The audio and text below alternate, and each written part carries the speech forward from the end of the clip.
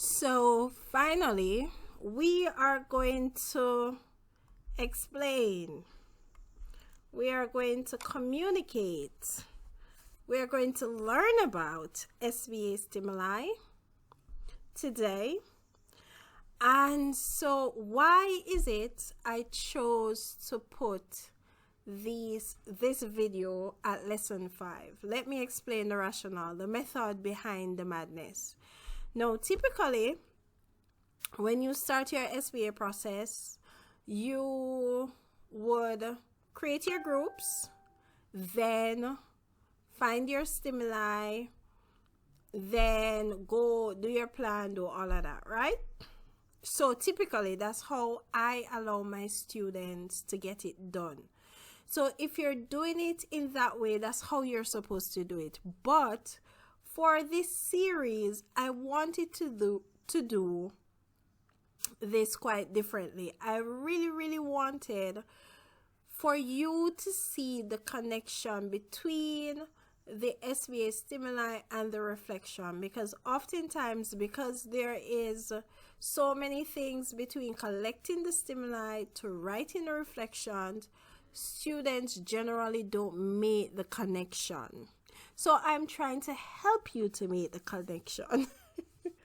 So that's the method behind my madness. Now, if it is that you're like, I don't get it, it makes no sense, there is a video that was made previously years ago about SBA stimuli. I think it's called Artifacts in that video, that is still relevant today, that I am going to put in this playlist right after creating SBA stimuli, creating groups, sorry, so that you can use it as a resource.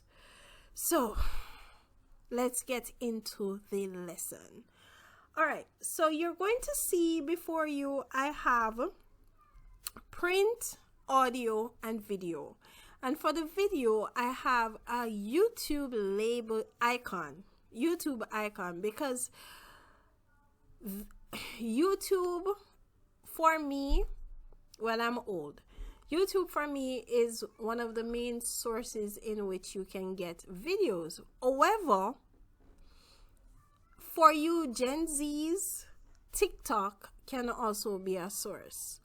However, I'm now thinking, I'll talk about it. So when we talk about stimuli, we are talking selecting based on your individual topic 3 pieces that speaks to or about your topic.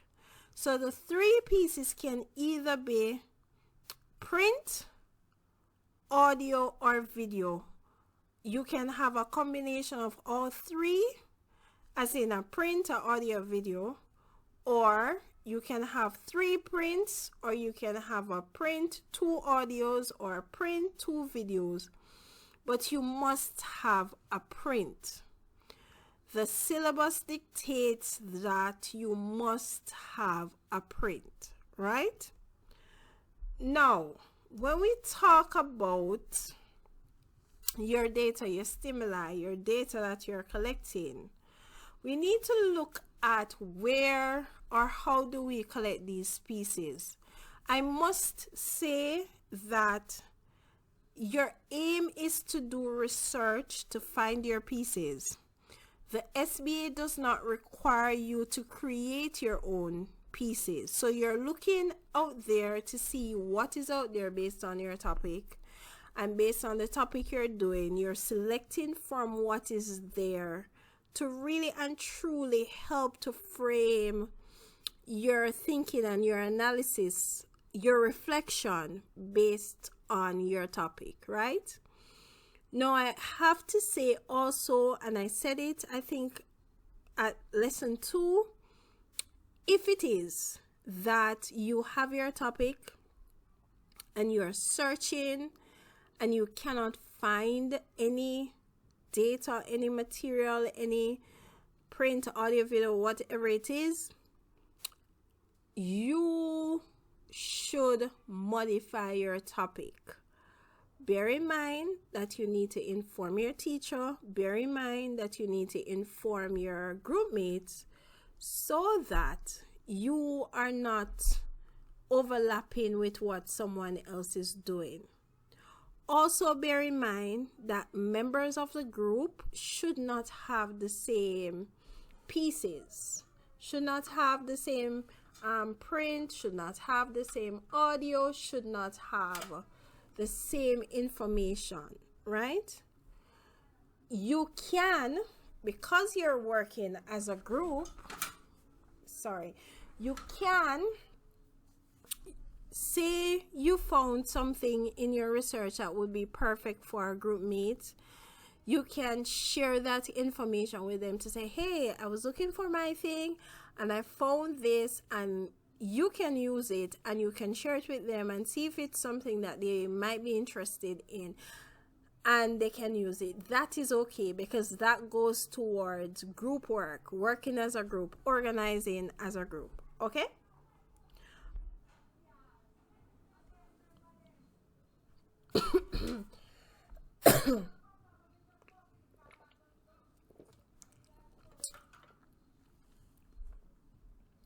Sources, right? The next thing we're looking at is audio. So audio, just as it says, audio. So it can be a song, it can be interviews, it can be a podcast. So audio can be located on YouTube, that you can download the YouTube video as an audio version. For example, if it's a news report and you don't want it to be a video but you want it to be an audio, that can be done, right?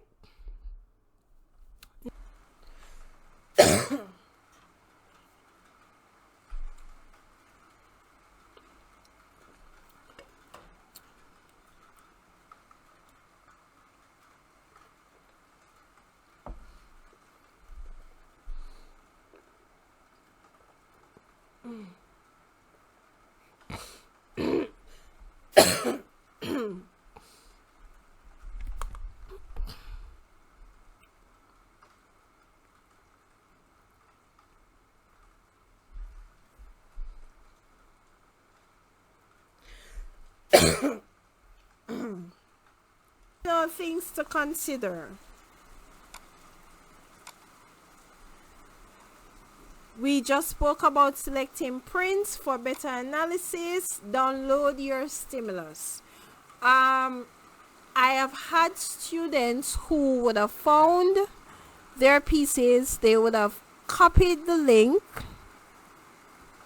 and they would have shared the link, and then something happens, the video is removed, the site goes down, whatever it is, but they're no longer able to access the data that they would have selected.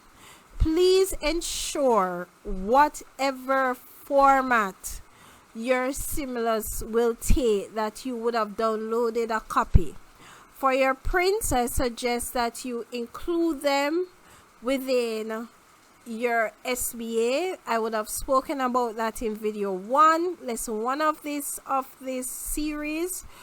For your audio and video, I would recommend that you have your transcript of what the video audio is saying. Also, it's always good to have a copy, to have it as you're working through your SBAs, to say, hey, I can always make reference to the source that I'm using. Also, very important, although it's at this point in time when I'm making the video, there's no grade for it, you must have a reference.